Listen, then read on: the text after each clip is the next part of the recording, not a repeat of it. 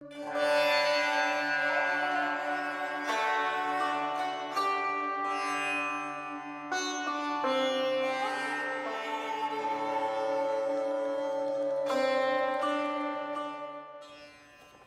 morning, everyone. Today we're starting Merging with Śiva Chapter 6, which is entitled Wisdom's Path. It's drawn from the 1970 Master Course. And we have a couple of stories from the Guru Chronicles to start with, from that general time period of the early 1970s. While settling into his island home, so Gurudeva and the monks moved here February 1970, Gurudeva continued to travel extensively, monthly to his other two monasteries and almost weekly to Honolulu to hold meditations and give public classes. A major renovation plan for the old inn evolved, meaning this building, and soon a group of followers flew to Kauai to undertake intensive remodeling of the 1929 vintage estate. For some 3 years, the whining of saws and pounding of hammers became familiar sounds. He gave the new rooms exotic names: the Palace of the Noonday Sun, the Ryokan, Peacock Court, and the Hibiscus Room. It was a heady time, full of travel, of new and constant publications in the establishment of his home. He always saw it as the Guru's home, not an institution. The monks planted tropical gardens and imported Toggenburg goats, the first in the state, for milk. Gurudeva bought horses and had the young monks learn to train and care for these intelligent creatures, advancing to equestrian jumping and barrel running. Similarly, Gurudeva brought cows into the monastery to provide a touch of nature and, not insignificantly, milk and all of its gifts. So then we move forward a little bit. During the 1972 India Odyssey, 75 seekers traveled around the world with Gurudeva through Hawaii, Japan, Thailand, Sri Lanka, which became a republic and changed its name from Ceylon that year, India, Iran, Russia, and France. More than before, he immersed them in the mysteries of Şivaya temple worship and, as was his way when traveling, he took them to meet the spiritual lights of each nation they visited: Indian saints and yogis, the Dalai Lama in Dharamsala, Buddhist lamas in Nepal, Russian Orthodox priests in Moscow, Zen masters in Japan, and imams in Iran. Amid these serious visits, Gurudeva showed his easy humor. During the bus ride to Dharamsala to see the Dalai Lama, he led the inner searchers in a long and rousing rendition of Hello, Dolly. After spending a day in Ganesh Puri with Swami Muktananda, he was on the bus returning to Bombay when a pilgrim inquired if he regarded the renowned Swami to be enlightened. The philosophical exchanges at the ashram that day had been made through an unusually adept translator, Professor Jinendra Jain. Gurudeva thought for a moment, then offered, well, either he is or his translator is. Everyone on the bus roared. Great stories.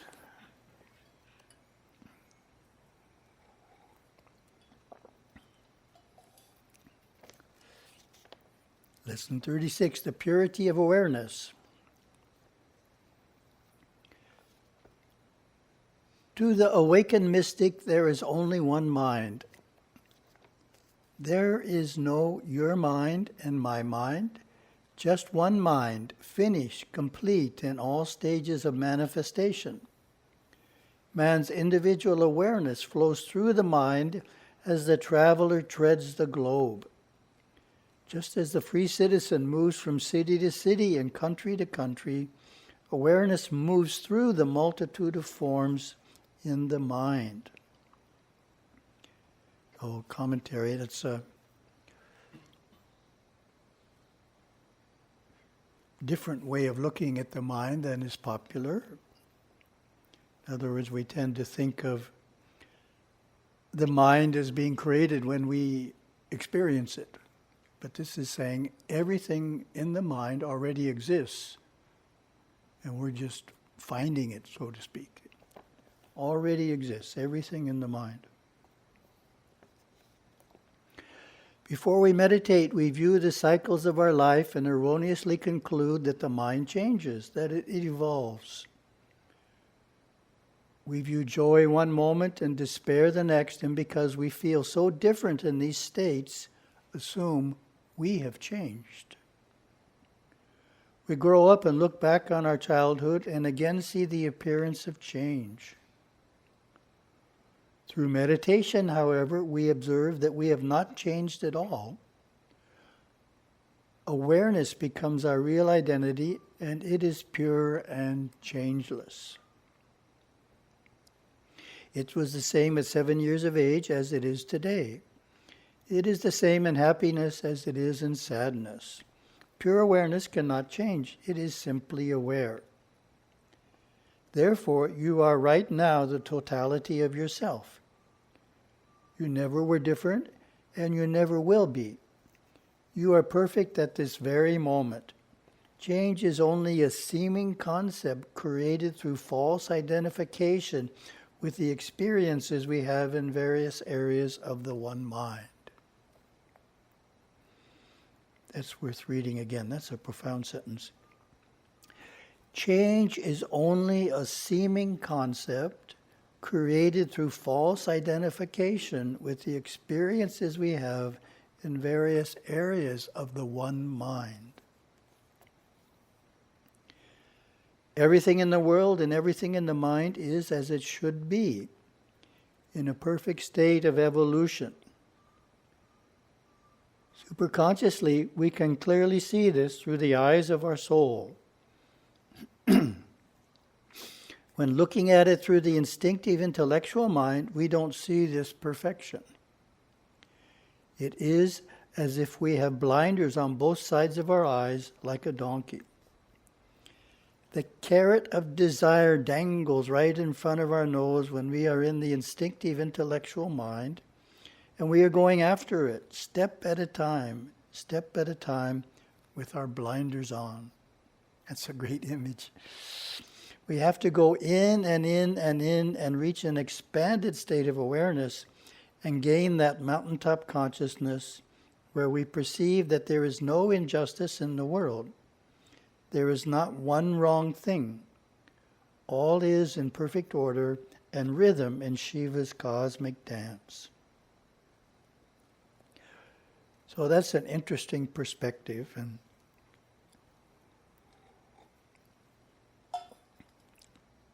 again, it's not a common one. The common one is there's so many problems in the world. How could God allow that to happen? That's the one I get asked. And so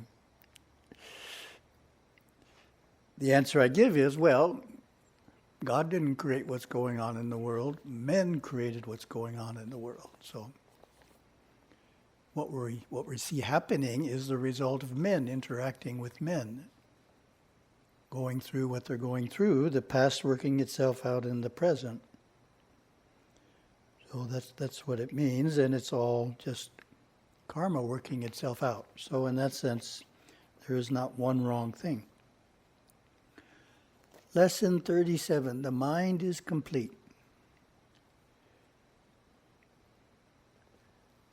Should we acquire the ability to identify as the experiencer instead of the experience, the true and valid nature of awareness and its patterns of movement in the mind become evident.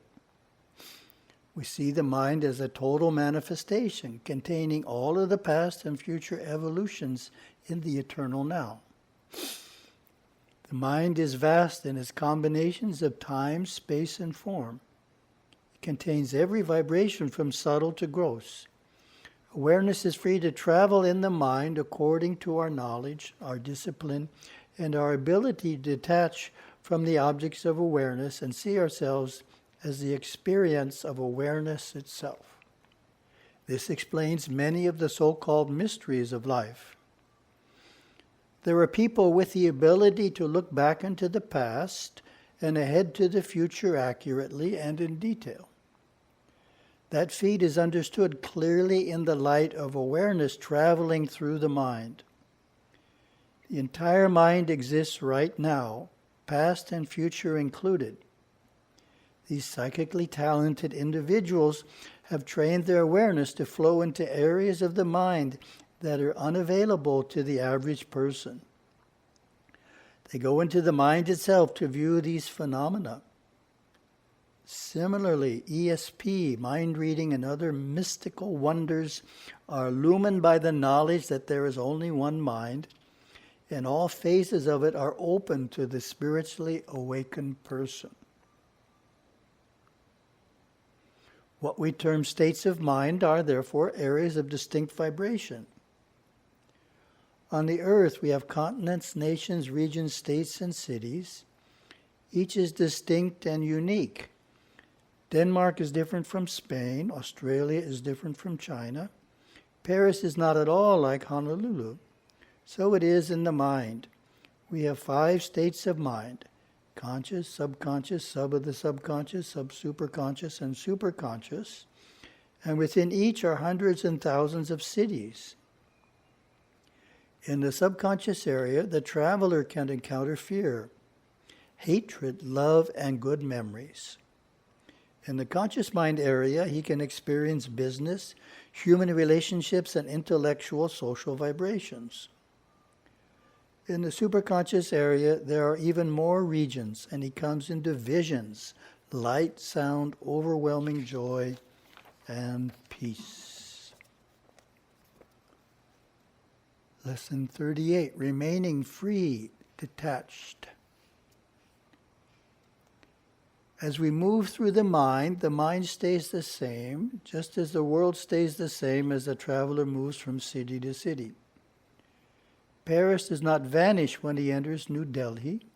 It is still there. Others remain in the city and he can return. Fear does not disappear from the mind when we are blissfully fearless. Others still experience it.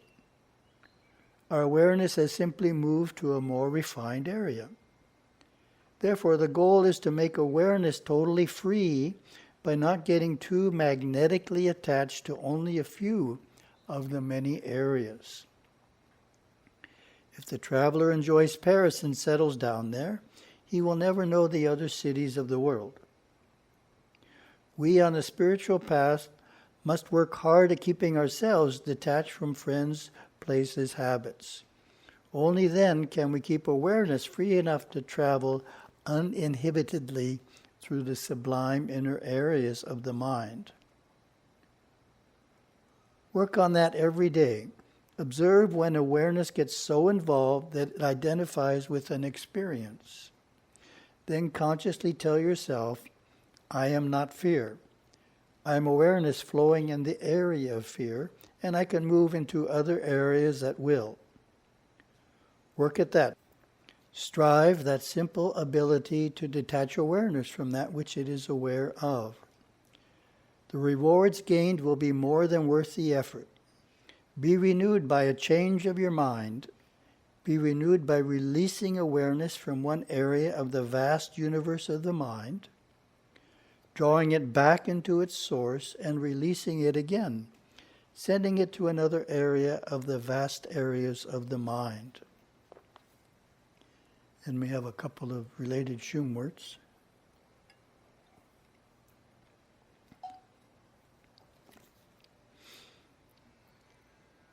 Li'im, glance, view, or glimpse. To look out through the 2 physical eyes into the 2 and 3-dimensional world. Ji li'im, which is the word that's related. Being attentive at all times, practicing observation, the first soul quality. So that relates to what Gurudeva said. Observe when awareness gets so involved. So we need to be always practicing observation. Ji Li Ing. Thank you very much.